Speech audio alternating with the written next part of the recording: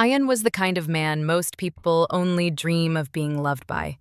Quiet, sincere, deeply emotional, and hopelessly in love with his wife, Sarah. To Ayan, Sarah wasn't just his wife. She was his whole world. He didn't just love her, he worshipped her. In every prayer, in every heartbeat, she was there. Their life together was warm, simple, and honest. He would cook for her, wait up for her, kiss her forehead while she was asleep. He kept no secrets, at least none that mattered. To Sarah, Ayan was the man she had trusted with her life. But love, even the truest kind, can sometimes be shattered in a single moment. Night that changed everything.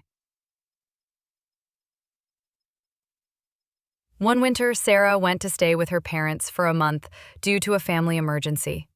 Ayan, left alone in the house, missed her terribly. He counted the days, clung to her voice messages, and slept with her pillow next to him. But loneliness has its own hunger. One night, his friends dragged him to a club to distract him. Reluctantly, he agreed. Under the dim lights and heavy music, surrounded by couples kissing and touching, something dark and unexpected stirred inside Ayan. Desire. He had always seen sex as a sacred part of love, something shared only with Sarah. But that night, intoxicated and aching, his body betrayed his heart. A woman approached him, tall, bold, seductive. They drank, flirted, and before he could fully think it through, they were at his home.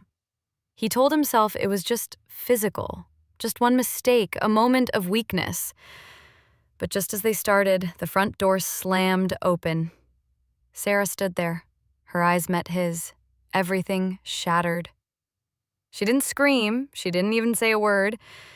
She just cried. Silent tears that broke Ayan more than any slap could.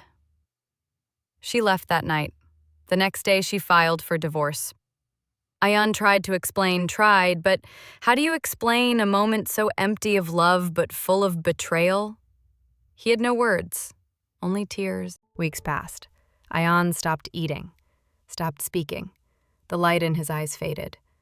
One morning, his neighbor found him lifeless in his room, silent, peaceful, gone.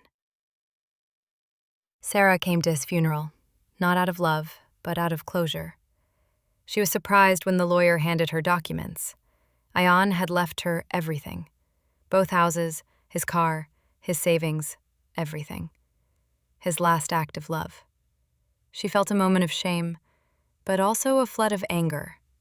He still cheated, she whispered to herself. He betrayed me.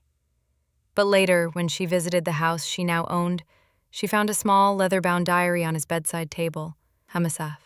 Inside, Ayan had poured his soul. I love her. Not like in movies, but real. Soul deep. I don't look at other women. I don't flirt. I don't even think about love with anyone else. But that night I was alone. Not just emotionally. My body, it ached, like hunger, like thirst. And when she came to me, I wasn't thinking.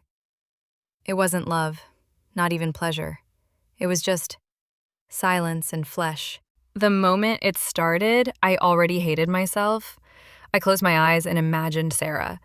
And then she walked in. I wanted to scream, "This isn't what it looks like," but what could I say? I broke her heart. But I swear, if the world offered me 1,000 beautiful women, I'd still choose only Sarah. Every time, every life. I don't want anyone else. Never did. I was weak, but I loved her. God knows I loved her. Sarah dropped the diary. Her hands shook. Her heart burned with conflict, betrayal, sorrow, regret. Sarah never remarried. She lived quietly in the house Ayan left for her. Sometimes she'd walk into his old room and stare at his picture. She would never forget what he did, but she would also never forget how deeply he had loved her, even in his weakest, most human moment. And every time she looked at that diary, tears in her eyes, she whispered to the empty room, "I wish I had listened to him. He was trying to explain, but I never let him. That will always be my greatest regret."